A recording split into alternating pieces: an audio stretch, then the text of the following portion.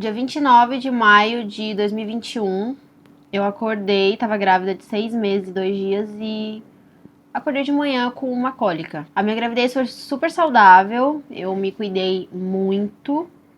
Eu não comia gordura, carboidrato, açúcar, me cuidava demais, caminhava 30 minutos por dia, tomava vitamina, fiz tudo.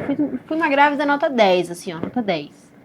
Eu acordei nesse dia com um pouco de cólica, assim, uma dor, mas até então não era uma dor forte, era uma dor normal e me preocupou a primeiro momento, mas não algo absurdo. Me preocupou muito de eu mandar uma mensagem pro meu médico e ele me responder que se fez algumas perguntas, a princípio estava tudo bem e eu continuei o dia.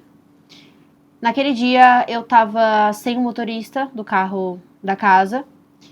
E nesse dia eu queria comer um pão que vendia em São Paulo. Tava no Alphaville e, enfim, a gente foi de carro dirigindo até São Paulo comprar esse pão que eu queria muito comer.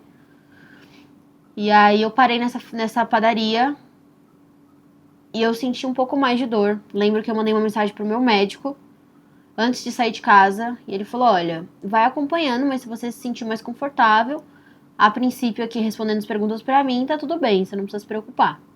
Mas se você se sentir mais confortável, vá no São Luís fazer um exame. E eu pensei, bom, a dor tá estagnada, então eu vou esperar, se piorar eu vou. E eu lembro que eu tava dentro do carro e começou a tocar uma música que se chama Anunciação, do Alceu Valença, que muita gente conhece. E eu tinha uma playlist do parto já feita com algumas músicas. E aí começou a tocar essa música e eu comecei a chorar. Me emocionei dentro do carro. Não entendi, né? Nem eu, nem o meu ex-noivo. Não entendemos muito. A gente ficou, por que eu tô chorando por isso? Enfim, me emocionei por essa música. Eu acredito que já era Deus colocando algo no meu coração, como se me preparando sentimentalmente para alguma coisa que ia acontecer. Hoje eu vejo que eu escutava aquela música sempre e eu não me emocionava e naquele momento específico me emocionar. Enfim, pra mim faz sentido hoje pensar dessa forma. E aí eu cheguei nessa padaria, comprei o pão, a dor piorou. E eu passei no mercado também pra comprar um outro pão pra deixar em casa. E aí eu tava no caixa desse mercado e eu coloquei a mão na barriga e eu abaixei assim, ó. Botei as duas mãos e doeu realmente, como se fosse uma cólica. Naquele momento eu fiquei preocupada, entrei dentro do carro e fui pra casa. Muito tensa, sim, muito tensa mesmo. Mas ok, né? Até então era somente uma cólica, uma dor, enfim. Podia ser algo gestacional, não sabia também, é minha primeira gestação. Me preocupou, mas a princípio eu fui embora e tudo bem. Cheguei em casa, fui correndo pro banheiro fazer xixi. Eu sentei no vaso e quando eu fui me limpar com papel, tinha sangue no papel. Naquele momento, eu senti que tinha algo muito errado acontecendo. Senti um peso no meio das minhas pernas também. Senti que tinha algo de muito errado acontecendo. E eu saí do banheiro berrando, assim, falando muito alto, chamei todo mundo. Ele subiu e eu falei: olha, tem algo de errado acontecendo. Eu não sei o que é, mas eu tô com medo. E você tem que prometer que vai ficar tudo bem. E a gente vai ser forte e vai dar tudo certo. E eu já sentia que tinha algo assim, é meio que uma energia que não sei, é algo materno, é um instinto, não sei o que é. E aí naquele momento eu falei com o meu médico de novo, falei, olha, aconteceu isso, tá com sangue. Aí na hora, ele tava numa palestra em outra cidade, e ele falou, olha, eu vou te passar o telefone da Érica, você vai agora no médico, você vai correr pro São Luís fazer um exame. Eu vou te passar o telefone da Érica, que a Érica é mulher do Domingos, que né, foi meu médico, a Érica também é ginecologista, obstetra. Aí eu chamei a Érica, a doutora Érica, e ela me fez só uma pergunta. Me lembro que ela perguntou assim, Maria, essas dores são contínuas? Isso eu já tinha trocado de roupa, eu já tava entrando no carro. Desde eu ver o sangue no papel higiênico até essa conversa pra eu estar entrando no carro, não passaram-se 3 minutos, assim, foi muito rápido. E aí ela perguntou pra mim assim, Maria, essas dores são contínuas? Essa dor é contínua ou ela vem e para, vem e para? E eu só respondi pra ela vem e para, mais ou menos de 50 em 50 segundos. No mesmo momento, acho que esse foi o alerta vermelho, assim, né, pra entender que aquilo não era uma cólica, não era uma dor, era uma contração, de fato. No mesmo momento, o meu médico, eu tava a caminho, eu escutei um áudio do meu médico com o barulho do carro dele de fundo. E ele dizendo que tava indo me encontrar no hospital. E foi isso. Cheguei no São Luís.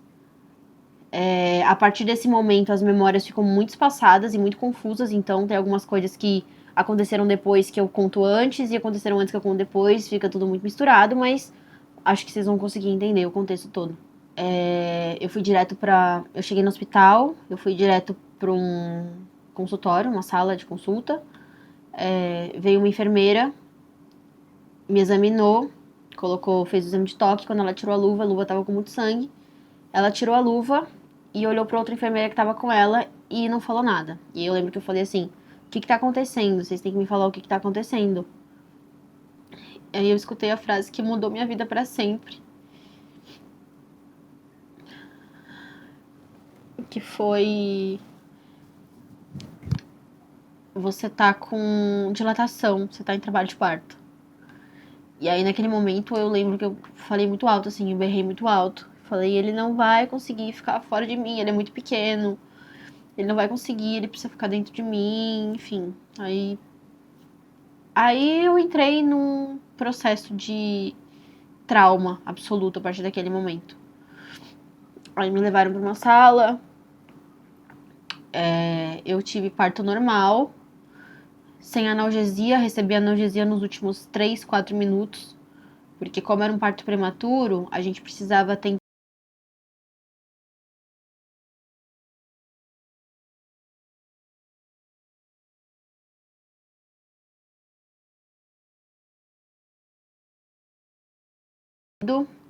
como foi um parto de emergência, eu tava sem minha família mora no sul, e eu lembro que eu passei meu parto inteiro assim, ó, com chamada de vídeo com a minha mãe. Com a minha mãe e com meu pai. Eu passei o meu parto inteiro em chamada de vídeo com eles. Foi a minha forma de estar próximo da minha família nesse momento. E eu lembro que eu pedia. Eu tomei muita morfina, muita morfina. O parto prematuro ele é um parto muito agressivo, porque você já tá naquele momento de tensão. Não é como se você estivesse ansiosa pro seu bebê nascer. Você não pode querer que seu bebê nasça. Você tem que querer que seu bebê fique dentro de você. Então é muito cruel, assim, com a mulher. É muito cruel. Muito cruel mesmo. Naquele momento eu pedia muito anestesia. Eu falava, por favor, me dá anestesia, eu não aguento mais. Já tava há 5 horas em trabalho de parto. Muito intenso, de 40 em 40 segundos.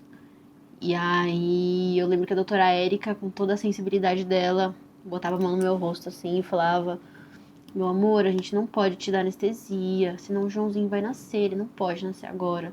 Você vai ter que ser forte. Aí eu olhava pra ela, balançava a cabeça assim. E continuava. Até que quando deu 6h30 mais ou menos no relógio, eu já tinha tomado muita morfina, eu tava perdendo a consciência. Foram muitas horas de trabalho de parto, a gente tentando de tudo pra inibir as contrações, mas Deus não quis daquela forma. E Deus me disse que aquele seria a data de aniversário do meu filho.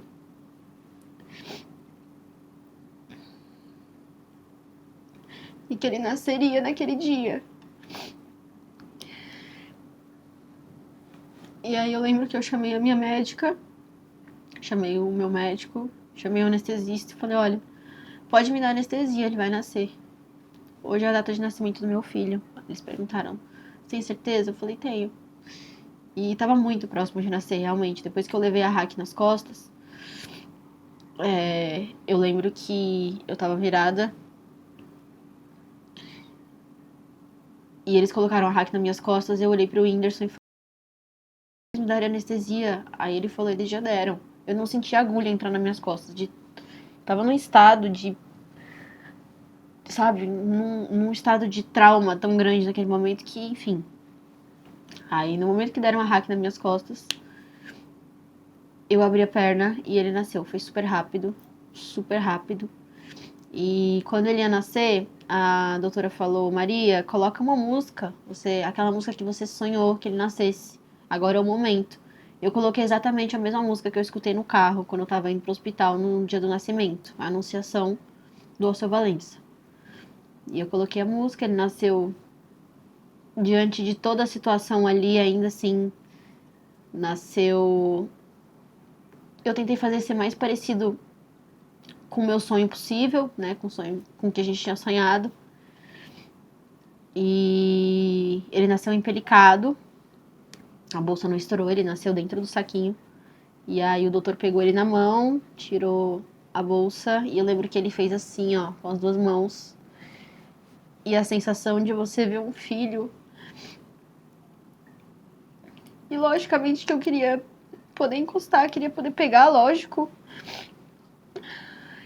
Mas a sensação de vê-lo assim foi o mais próximo de Deus que eu já cheguei.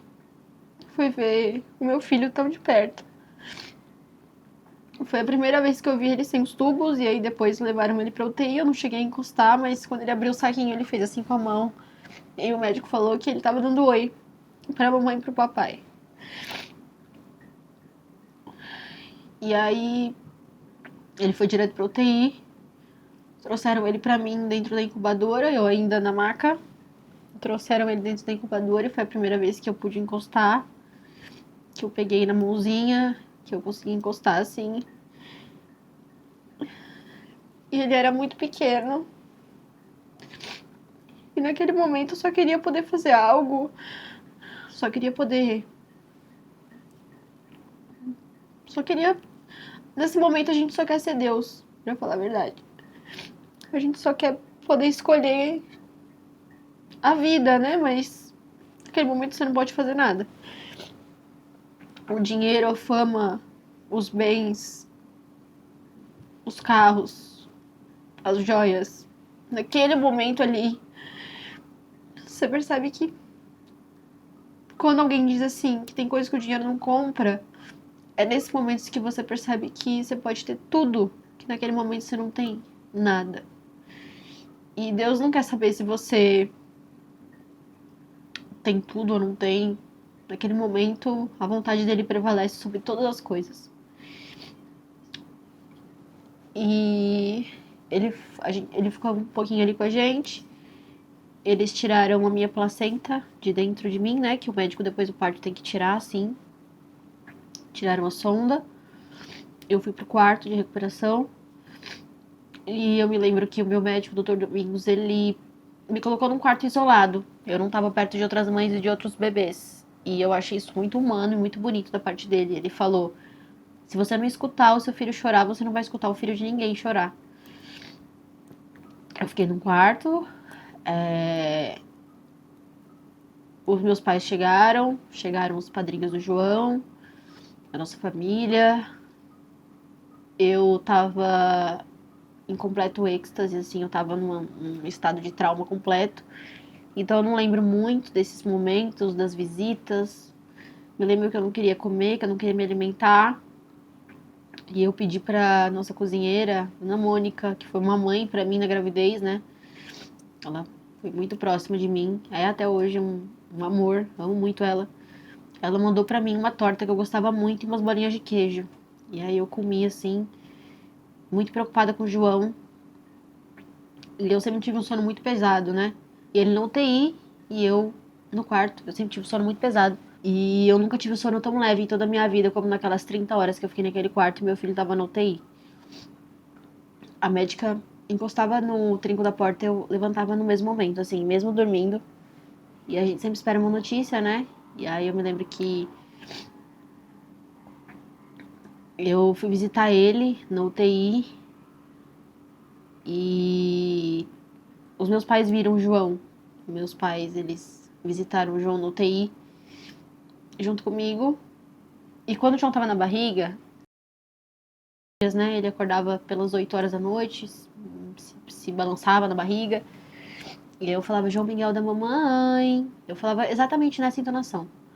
E aí ele sempre se mexia muito quando ele me escutava. Ele se mexia, assim. E eu falava isso pra ver ele se mexer, que a gente queria encostar e tal, e ver ele mexer. Eu falava assim, ele se mexia. E dentro da UTI, ele tava numa incubadora, sem acesso externo, né? Ele fica fechadinho e tinha uma portinha que você abria. E eu vi meu pai chorar 2 vezes na vida. Chorar mesmo. Quando a mãe dele morreu, a Maria Degã, minha avó, que eu lembro até hoje, da cena dele chorando. E quando ele viu meu filho.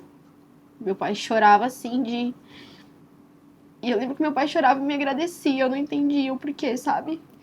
Ele chorava e falava, obrigada, filha, obrigada, obrigada por isso, obrigada por fazer, por permitir que eu viva isso, obrigada.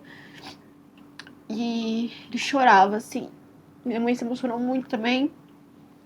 E aí tinha uma portinha na UTI, na incubadora. E eu abria pra falar com ele brevemente. Eu nem gostava que abrissem muito aquela portinha. E aí eu abri e falei o que eu falava na barriga. Né? Ele tava com as duas perninhas assim, com a mãozinha, com os caninhos. E eu falei essa frase, João Miguel da mamãe. Com a mesma entonação, com a mesma voz que eu falava na barriga. E ele deu uma mexidinha na perninha, assim. Ele deu uma mexidinha na perna. E aquilo pra mim...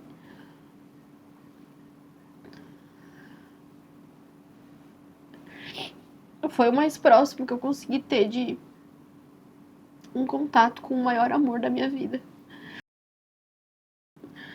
E eu lembro com tanto carinho, hoje eu me emociono contando, lógico, porque marcou meu coração, minha vida pra todo sempre. Mas foi tão incrível viver isso tudo. E aí eu lembro que eu fui visitar ele 3 vezes na UTI. E a médica entrou no quarto, um pouco antes da última visita que a gente foi fazer pra ele. A médica entrou no quarto e eu, assim, muito preocupada. E aí eu olhei e falei, ó, João... Ela falou, a gente tem uma boa notícia. Nossa, cara, aquilo pra mim, eu me senti assim, eu me senti transcender a alegria, sabe? Eu fiquei tão feliz. Ela falou que ele tinha feito xixi na fraldinha e isso era muito positivo, né? Porque o trato urinário é uma das primeiras coisas que começa a falhar em casos mais graves e ela veio contar toda feliz pra mim. Eu fiquei muito feliz, assim, nossa, foi a melhor notícia da UTI que eu recebi, fiquei muito feliz. Eu passei o dia 30 no hospital e no dia 1º de madrugada, no início da madrugada, eu recebi. Eu tava deitada na cama, o telefone do quarto toca, o pai do João atende. Eu tava de olho fechado, eu não queria abrir, acho que eu pressentia, não queria abrir. Aí ele veio me acordar e falou: a gente tem que ver o João, ele não tá bem. E aí eu me preparei pra viver uma dor que eu nunca pensei que eu fosse viver na vida. A gente foi até o UTI e quando eu entrei, os aparelhos estavam pitando muito. E eu lembro que quando eu ia visitar ele e ele ainda estava estável, a saturação dele diminuía e eu ficava desesperada. Eu queria chamar alguém, eu ficava desesperada, sabe? Eu ficava acompanhando aqueles números sem entender muito do que significava, mas eu ficava desesperada. Então, quando eu fui na última visita do UTI pra se despedir dele,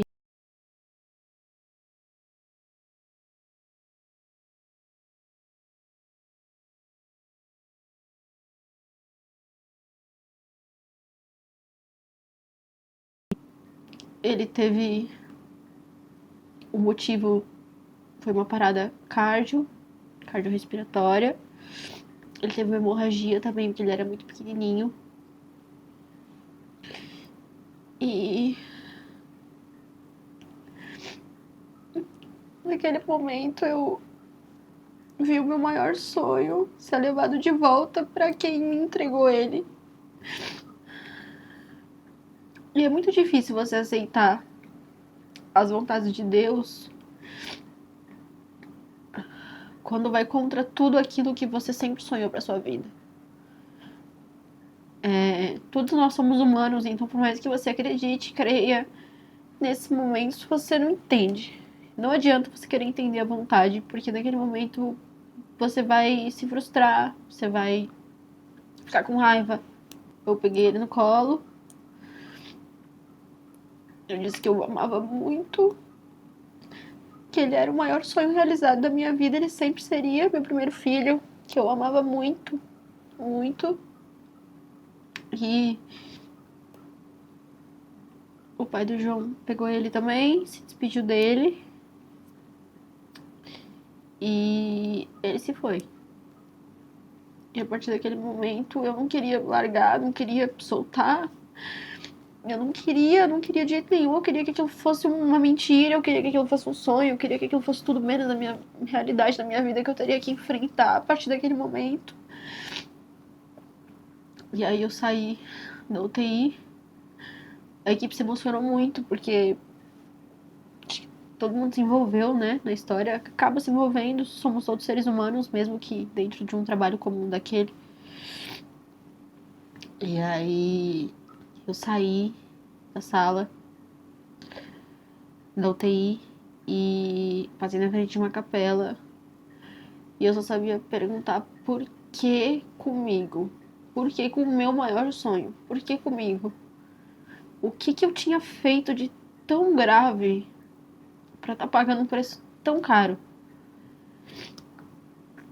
E eu lembro que eu cheguei no quarto, falei pro meu médico, eu quero ir embora daqui, eu não quero mais ficar nesse lugar, eu quero ir pra minha casa.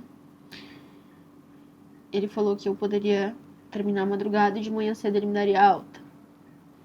O meu médico chegou, eu tava ajoelhada na mesa na minha cama do hospital, com a touca do João, da UTI, que ele nunca usou porque ele era muito pequenininho, então a touca era super grande, mas tava lá, era minha lembrança dele. Eu tenho um umbigo dele também, tenho um umbiguinho, tenho a touquinha, e eu tava ajoelhada, debruçada assim, em cima da touca dele, da maternidade. Meu médico chegou, me tirou do chão, me pegou pelo braço, me abraçou e eu fui pra casa. E nesse meio tempo eu tava ainda horas depois do parto, eu ainda tava sangrando em cima da maca. Uma página de fofoca, que eu não vou nem dizer o nome porque acho que o que eu tenho pra resolver com eles é, além de citá-los e dar ibope, enfim, na justiça eles sabem disso. E uma hora esse momento vai chegar e eles sabem disso também. Eles postaram o nascimento do meu filho antes de eu ter me recuperado do parto. Eu estava sangrando ainda. E aí eu fui pra casa e a minha família tava comigo, os meus amigos, todo mundo, e parecia que eu tava só. Eu não enxergava ninguém, assim. Era tudo vazio, não tinha ninguém. Tinha só eu. Tinha só eu. Eu não. Todo mundo. Noivo, mãe, pai, amigos, todo mundo. Os padrinhos do João, parecia que eu não tinha ninguém. Era uma dor muito forte, assim, e a ficha caindo cada dia mais, ia caindo. E aí foi isso. E aí começou uma fase de recuperação e de entendimento do luto, que aí você entende a sua situação real. E aí você coloca aquela roupa que você tanto queria vestir e ela serve em você. E você daria tudo pra ela não servir. E aí a barriga veio embora, a barriga que muitas vezes incomodou, pesou, deu azia, enjoo. A vida vai voltando ao normal. E as coisas vão voltando a ser o que era, mas você não tinha se planejado para aquilo. E eu lembro que antes de eu chegar da maternidade, em casa, a minha mãe e o Roosevelt, que é padrinho do João, que é meu melhor amigo, meu irmão de alma, eles encaixotaram todas as coisinhas do João. Todas. Encaixotaram tudo pra gente não precisar ver quando chegasse no hospital. E dava pra escutar o choro do Roosevelt do primeiro andar da minha casa. Minha casa tinha 3 andares, dava pra escutar lá de baixo o choro dele. Ele chorava muito alto. E guardaram todas as roupinhas, então foi difícil pra todo mundo. Não foi fácil pra ninguém. É lógico que a mãe e o filho têm uma conexão diferente de todo mundo. E pra mim o João sempre vai fazer parte de mim. E eu nunca desisti de ser mãe. Isso nunca passou pela minha cabeça. Eu nunca perdi esse sonho. Eu nunca desisti. Isso nunca morreu em mim de nenhuma forma. O João sempre vai ser meu filho mais velho, pra sempre. Ele sempre vai ser lembrado com muito carinho, com muito amor. Os momentos que eu vivi É, eu lembro que depois que eu passei a primeira semana, eu achei que aquele momento nunca ia passar. Eu achei que eu tava fadada a viver daquela forma pro resto da minha vida. Eu pensei que nunca fosse passar. Pensei que nunca fosse passar. Pra falar a verdade, eu lembro da minha primeira gargalhada, que foi um ano depois, mais ou menos. Eu não queria comer.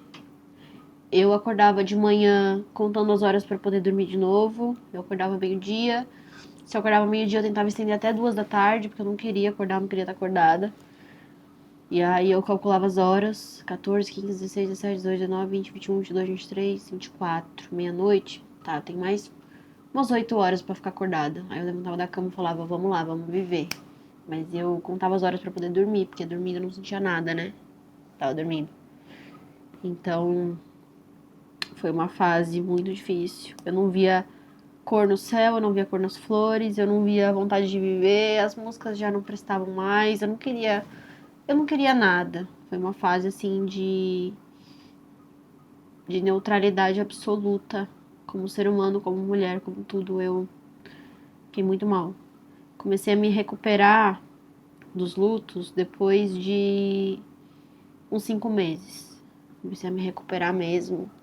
Que eu lembro que eu fui, assim, fui pra primeira viagem, tentei voltar à minha juventude. E aí eu passei a me recuperar, passei a voltar a sorrir, passei a olhar pra mim com mais amor, passei a enxergar a minha história não como uma vítima de Deus, mas sim como uma pessoa que foi escolhida pra viver isso por um motivo que eu não vou saber e eu não vou me questionar, porque se eu me questionar eu vou me revoltar. E eu acho que não é essa a intenção de tudo que Deus fez eu viver.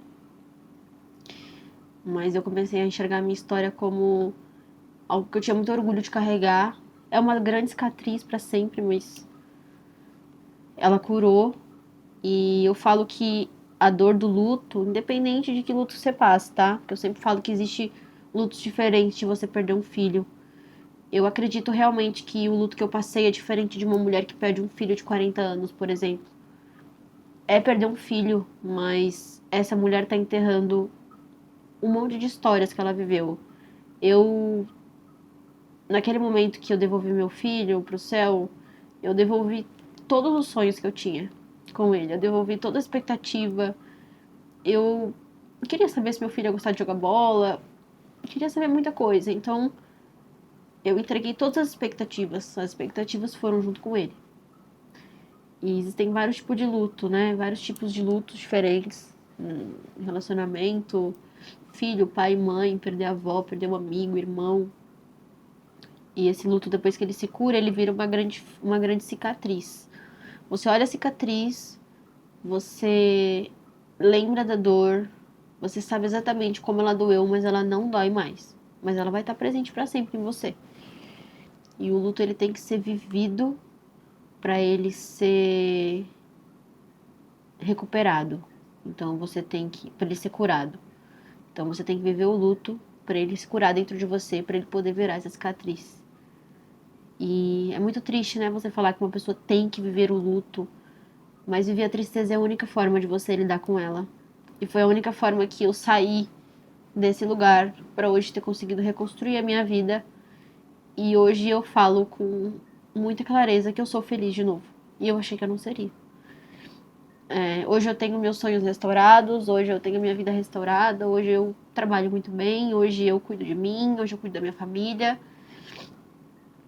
E isso só foi possível porque eu consegui sair daquele lugar, né? A minha situação de tristeza era uma ilha, mas eu tava dentro dela, eu não via a situação. Eu saí pra fora, me recuperei, olho essa ilha de cima e uso isso pra ajudar outras mulheres, pra ajudar a mim mesma, os meus amigos, a minha família, enfim, pra amadurecer como ser humano. Então, o que eu posso te dizer, falando isso tudo, é que você percebe que a minha cicatriz tá aqui. Eu me emocionei, eu chorei, eu senti.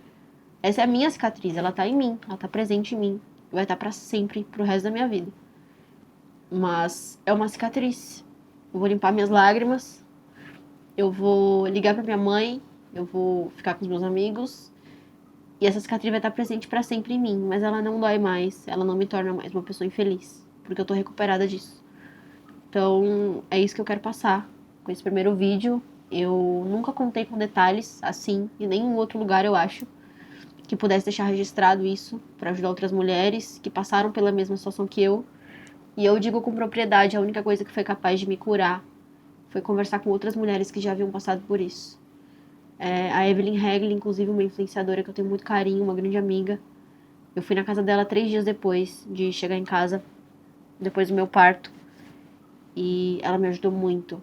E escutar ela falar da história dela me dava acalento, porque só uma outra mãe que passou por isso entende uma mãe no luto. Mas ninguém. Você pode tentar compreender, mas entender você não entende. E eu espero que esse vídeo ajude você a entender que as coisas passam, as dores elas existem, elas vão para sempre existir. A nossa vida aqui na Terra é isso, né? A gente não vive só de felicidades, mas que sempre existe uma saída, sempre existe uma luz no fim do túnel, sempre existe um dia seguinte, um novo amor, uma nova história, um novo sorriso, uma nova felicidade. Sempre existe uma nova história para você construir. Por mais que você esteja dentro da sua ilha agora e você não veja isso, mas eu tenho certeza que quando você tiver ciência disso, você vai se recuperar, você vai sair desse lugar. E você vai ser testemunho para curar outras pessoas, assim como eu. Mesmo que você cure a pessoa que estuda com você, que trabalha com você, mas as suas feridas curarão as feridas de outras pessoas. As suas feridas curadas curarão outras pessoas. Tá bom? Um beijo. Desculpa toda a minha emoção. Mas é isso, foi a primeira vez que eu contei isso com detalhes novamente. E um beijo no coração de todos vocês. Feliz mês da mulher pra todo mundo.